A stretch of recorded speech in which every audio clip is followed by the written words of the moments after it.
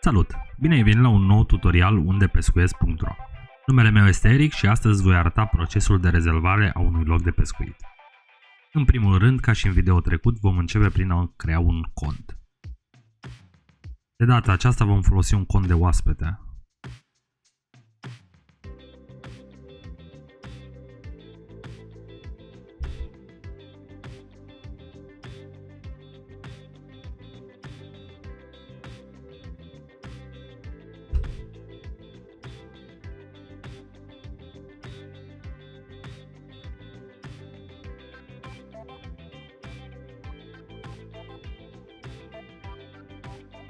Bun, după ce avem un cont creat, vom căuta, bineînțeles, balta dorită. Noi vom folosi balta din tutorialul anterior.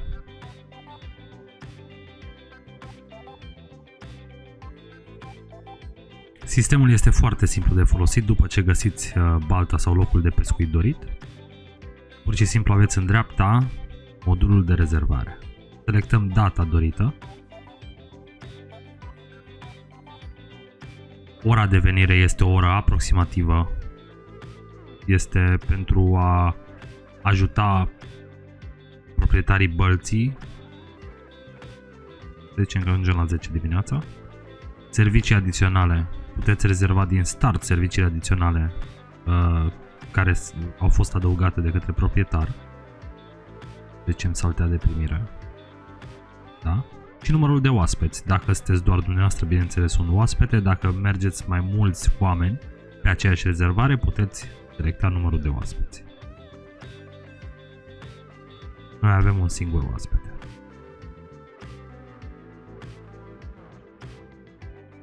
Prețul total 67 de lei, cere rezervare.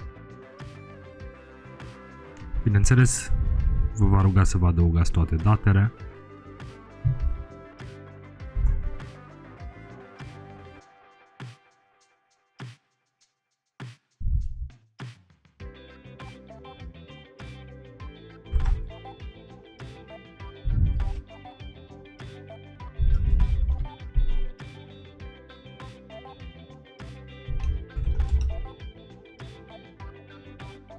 După ce ați completat toate datele și ați verificat că aveți data în regulă, numărul de oaspeți, serviciile adiționale, dați click pe confirmă și rezervă.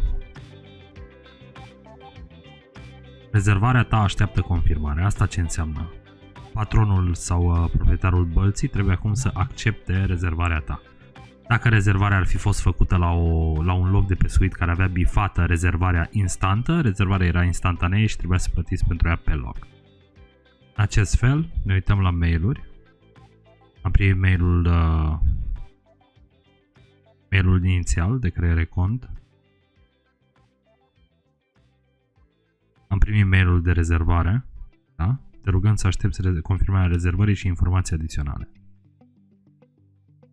În acest moment voi confirma rezervarea de pe contul de administrator. Dacă ne uităm în contul meu,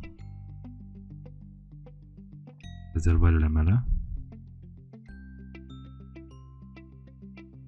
da? Vom vedea că nu este încă rezervat.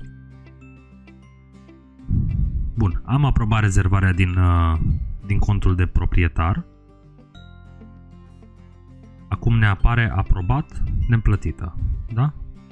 Dacă ne uităm din nou pe mail, ar fi trebuit să primim încă un mail, cererea ta de rezervare a fost aprobată, cu un link de plată, da? Atenție, dacă rezervarea aprobată nu este plătită în timp de 48 de ore, aceasta expiră. Ca să plătiți, foarte simplu, ori dăm click pe linkul din mail, care ne duce la pagina de plată, da? Ori dăm click pe butonul plătește din rezervările mele. Același lucru ne duce la pagina de plată. Bineînțeles, după ce plătiți, se poate plăti prin card sau se poate plăti cash la fața locului, la locul de pescuit. Cam asta este procesul de rezervare. Dacă aveți alte întrebări, ne puteți contacta sau puteți trimite un tichet la secțiunea noastră de ajutor. Vă mulțumesc frumos de vizionare și fir întins!